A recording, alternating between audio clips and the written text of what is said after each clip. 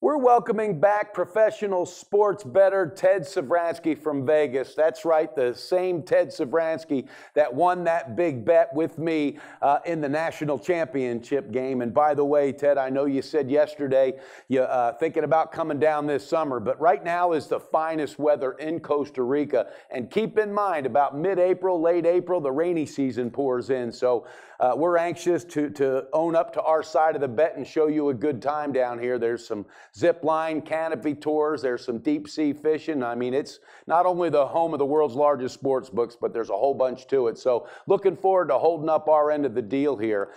Today, we're going to be talking about the divisional playoff games, Ted, and we're anxious to hear your input, your insight, and see if we can't get a few leans or some picks out of you with that. So welcome back, and how's everything going on your end? Well, look, I mean, I appreciate. I won the bet, no question about it. I think flip tails in my favor. And when you get the covering touchdown with 12 seconds left. Now, don't get me wrong. Ask me before the game if Clemson scores 40. Do I think I'm going to cover? Yes, I do. Yeah, absolutely. But a bet like that, it wasn't like I'm not going to go. Ooh, I beat you. That's not how I roll. So I appreciate the kudos. I'm looking forward to cashing that wager and coming down to Costa Rica at some point in the spring or summer when things start to slow down, because there's no way I'm going anywhere right now. And you talk about rainy season. That's one major advantage about living in Las Vegas. When you go on vacation and it rains, you're like, good. It's raining. I love it. Let it rain again tomorrow. So I'm not overly worried about this situation with the rainy season out there. And of course, I've never been to Costa Rica. I've been to many places around the world. I have never been to Costa Rica. I've been putting it off for years. I'm looking forward to coming down there and breaking bread with you. Okay, fantastic. And I guess you've been putting it off for years for a reason. You know, a bet would pay off, and that's a beautiful thing. So, all right, Kansas City, New England, Ted, let's get started with this. I don't know, there are so many factors into this, and you've brought it up before, playoff pedigree, everything else. Is there any injury updates, whether it's who's getting healthier and who's not? And what do you like in this contest, and what are some of the factors that you think will play key roles in this game between the Chiefs and the Patriots? Yeah, and we did a full video on Kansas City, New England earlier in the week. You can check that out in the archives here, of course. But when it comes to injury information, let's give the latest that we have. The latest says Jeremy Maclin for Kansas City was unable to practice yesterday. Same story with Justin Houston for the Chiefs. So that's their best wide receiver and their best pass rusher. Mm. You know, um, Kansas City during this 11-0 run, they're plus 22 in turnovers. Now they're facing the team that turns the ball over least in the NFL with extra time to repair. I don't know that bodes well necessarily for the Chiefs.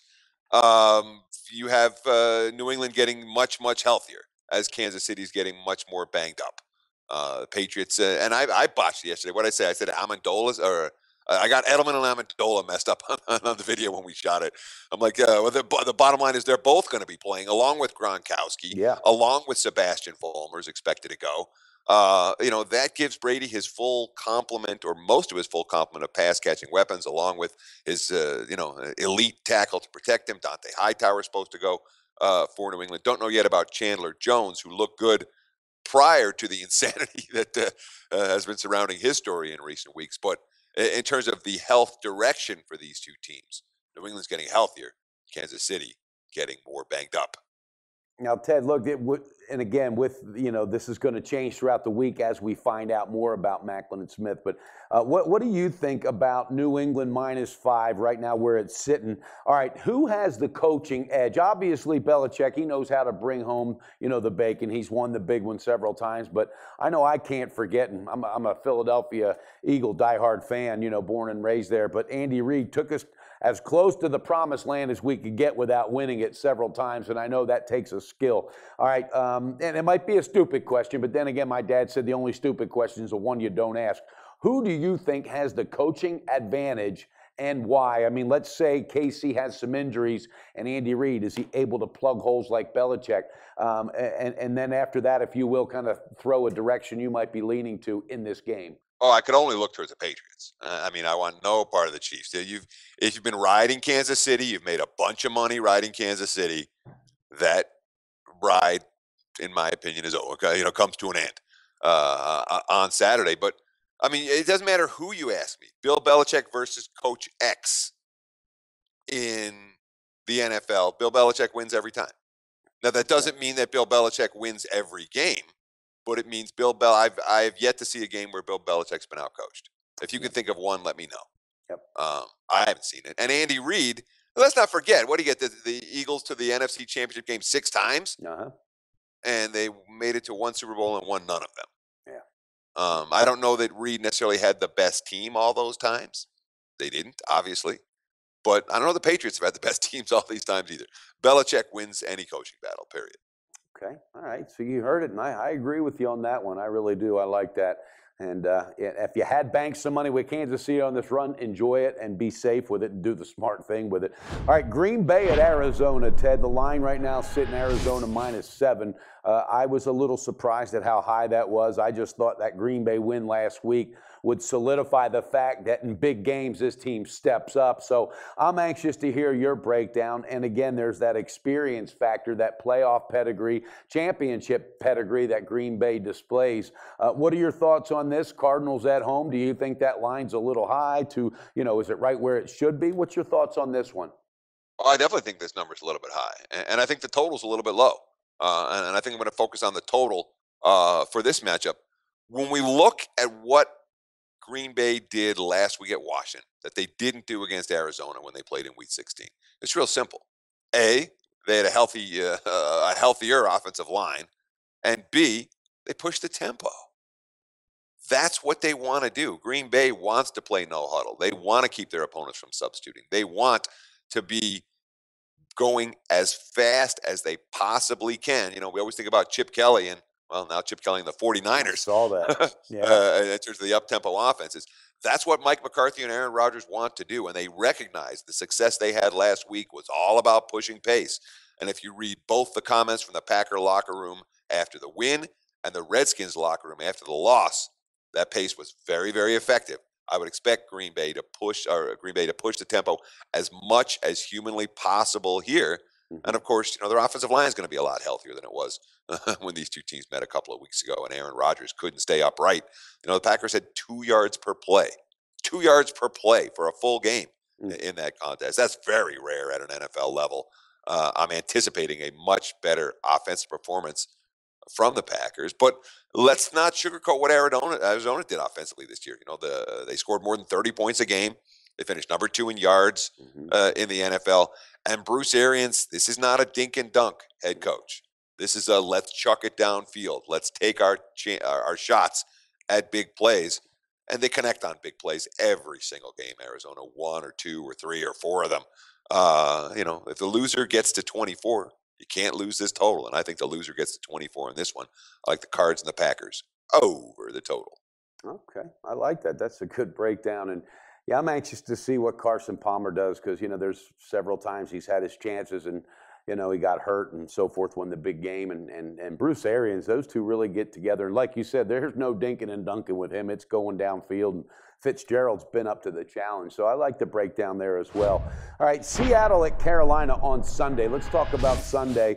Again, another experience and playoff pedigree and so forth compared to Carolina, which, doesn't have a whole bunch of Super Bowl level experience or even championship experience for that matter. But they're playing exceptionally well, and it just seems each week when people are waiting for them to take the fall, they just haven't done it. Of course, they lost that one game to Atlanta, but other than that, this team has showed up and they've suited up, and I got a feeling that Riverboat Ron, as John Gruden calls him, Ron Rivera, he's a really good coach. What is your thoughts on this, and what do you think about that line where it is right now, both the side and the total, Ted? Well, I'm not anticipating this game being a shootout. I mean, we are talking about 2 elite level defenses here. But from a line perspective, so I do lean under in this ballgame. Okay. From a line perspective, I mean, what the heck did the Panthers have to do to earn some respect from the betting markets? They've been disrespected all year long. The bettors haven't been in love with Carolina. The pundits haven't been in love with Carolina. Now, here's a point spread that says that Seattle is the better of these two teams on a neutral field. I watched them play. I watched them play earlier in the season. Carolina was the better team. I know they had to rally from behind in the fourth quarter of that game to win. But if you watch the game throughout, I mean, Carolina controlled a lot of Newton missed a bunch of plays in the first half that he made in the second half. But Carolina, at no point in that game was Carolina outclassed.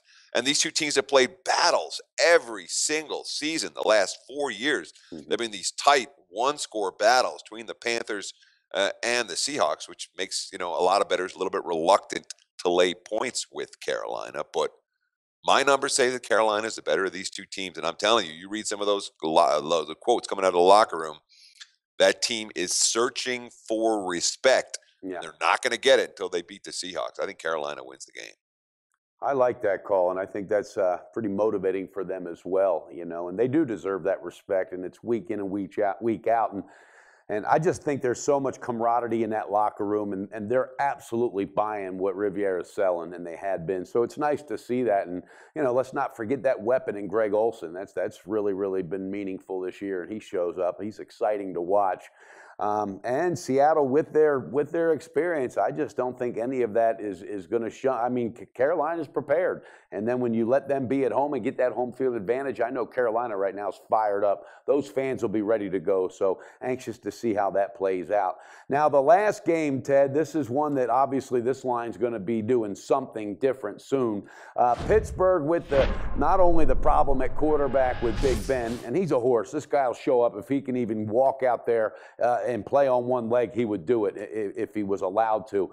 But now I'm hearing reports that Brown could be a scratch, and this is already a defense whose secondary is hurting. You're going against the Denver team that, a lot of people are just writing Manning off. I have been surprised how many comments I've heard, oh, Manning this and Manning that, and he's not going to, he won't win with them this week. And I tend to go the other way. I think Manning's going to want to just operate that offense without hurting it and let that defense do what it does best. What's your call on this Pittsburgh game, and do you think that this -7 line, you will see a change in that pretty soon, Ted? I would expect that the number will move once we find out something about Big Ben. But look, Roethlisberger couldn't practice yesterday. Antonio Brown couldn't practice yesterday. Roethlisberger couldn't throw the ball 15 yards downfield, and Cincinnati still let him beat them. But Yeah. that's the Bengals. Uh, Yeah. I'm not convinced that Ben Roethlisberger is going to be anything close to 100%. I don't know if he's going to be 50. I'm sure they're going to shoot him up with something and put him out there, but I would expect to see him play, and that will drive the line down. But whether he lasts, whether he's in there for a drive, a quarter, the entire game, do we see Landry Jones as a legit possibility? Yeah. Antonio Brown's another question mark. We're talking about the best receiver in the NFL, and when he's out, Pittsburgh's offense is not the same. Don't know yet about his status. You said that.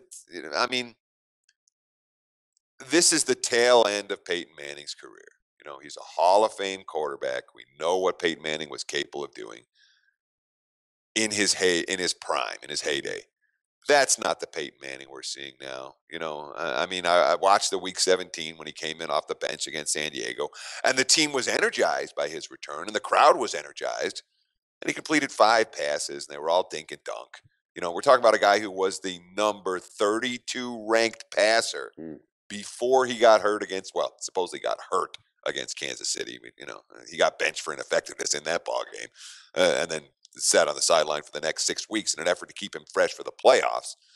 But I really am not convinced that Peyton Manning has a ton left in the tank. Yeah. And when you're talking about 38, 39, 40-year-old quarterbacks in the postseason, there's not a lot of success. You got a good game or two from Brett Favre, a good game or two from Warren Moon. That's about it. Not a ton of that. So, but obviously we don't have a total on this game. I think the total is what intrigues me here most. These two teams played a shootout, 34-27 back in Week 15. I would anticipate a very different type of approach for both defenses and both offenses here. I'll look for Pittsburgh and Denver to stay under the total, as long as we're looking at a total in the 44-45 range, which is where I expect it to come out. Okay. You know, and Peyton Manning, you know, his expertise, the way he reads defenses, and when he was in his prime, that happened because he's very smart and intelligent. So I know that he's got to know it's over, this is done, and he realizes that. And I don't think he wants to go out any other way. And my hat's off to him. I love what he brought to the game. And in my opinion, I've never seen a quarterback read a defense the way he did and do it so effectively. So I think you brought up some very, very good points there, Ted. And Pittsburgh, it's a shame because, you know, somebody like a Brown that has the season he's had, he deserves to be healthy and going in this game. But, you know, that's NFL, not for long. And that stands for a lot of different reasons in NFL. But that's why they play the game. So as just capping this up, and correct me if I'm wrong, viewers, Ted loves New England minus the points, the under in the Green Bay, Arizona. He likes Carolina and also. No, wait a minute. Was the over in Arizona? Yeah. Yeah, over in Arizona. And then you like Carolina and possibly leaning towards an under in that game, if I'm correct. Is that right? Yeah. Okay. And then last and not least, Pittsburgh and Denver. If it's floating around 43-44, possibly a lean on the under in that one. Correct. All right, fantastic. Well, I wish you well, Ted. Thanks for being back with us. We love doing these videos with you. And again, we're not pushing it. We just love honoring our side. We're looking forward to being a good host to you down here in Costa Rica. So have a great day and wish you luck in beating the book again this weekend. Thank you so much. You too.